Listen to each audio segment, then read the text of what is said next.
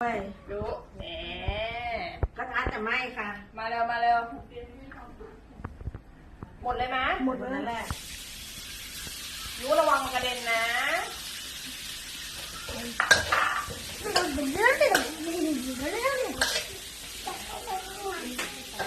จับกันที่ขาแล้วก็ลูกเขาอ่ะอุ้ยหอมมากเลยอ่ะโอเคเขาบอกว่าให้ใส่ตอนนี้เลยเวลาทำข้าวผัดเพราะว่าถ้าใส่เดี๋ยวสีมันไม่สวยไงหล่อนนึกออกปะโอเคใส่ตอนผัดนี้มันร้อนไฟมันร้อนมากครับ ไฟค่ะไฟไฟแม่ไฟโอ้ของเชียร์เยอะมาก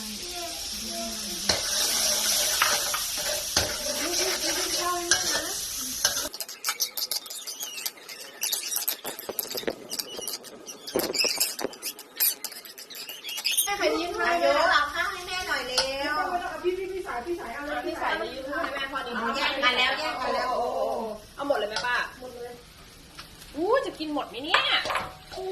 จะกินหมดไหมเนี่ยข้าวผัดเยอะไปหมดเลย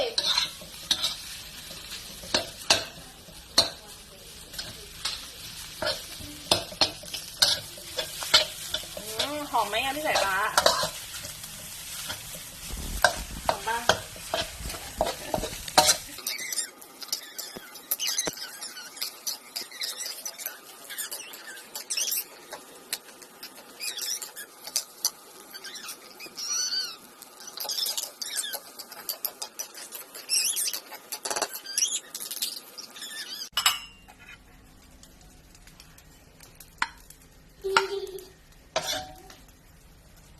ใส่แก้มไหม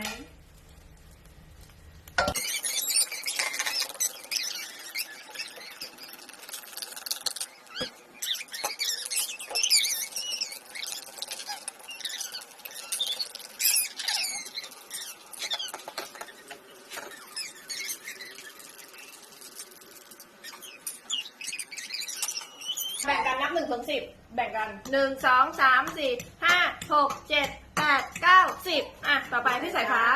พี่สายฟ้าตามพี่สายฟ้าแล้วอ่ะ1 2 3 4 5 6 7 8โอ้ย6หมดแล้วโอ้ยกระทะร้อนยังอุ้ยควันออกแล้วนะออกแล้วนะเป็นลูกโป่ง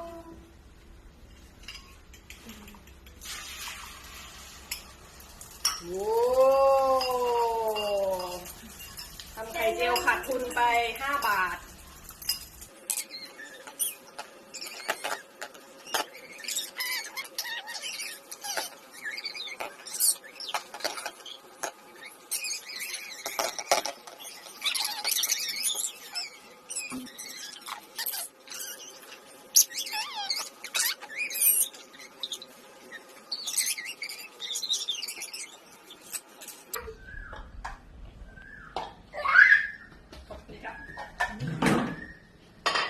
พับพึ่ง เดี๋ยวนี้เรา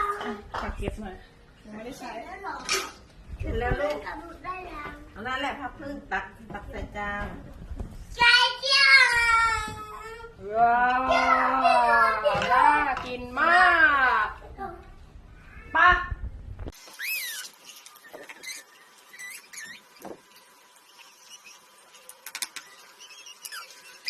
เยี่ยมป่ะเก่งมาก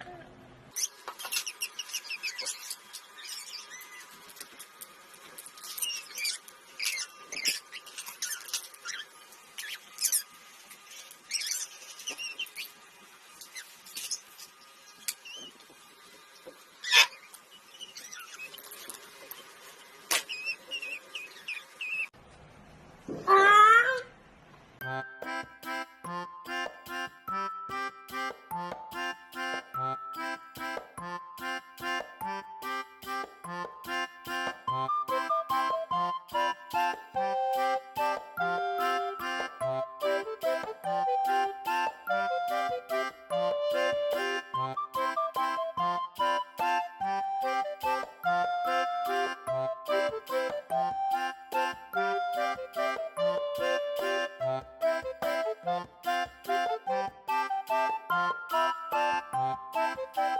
you.